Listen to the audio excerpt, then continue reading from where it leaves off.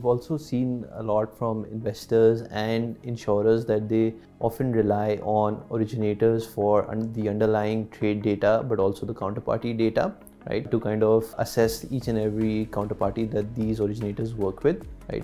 How does 129 knots provide the comfort and the granularity of the trade data to these investors or insurers? The goal is to maximize verifiability of any data point. It could be indeed the client data. Does that client exist? And you only know if you're dealing with that client directly. That means also verifying that whatever is happening digitally is actually corresponding to a real physical world activity, like indeed delivering fuel or delivering a product between the buyer and the seller, and verifying that the shipment has been done, verifying that the collateral exists. In the case of 129 knots, it could be the ship. Does it exist? Can we verify it? Because it can be used as collateral for the financing function.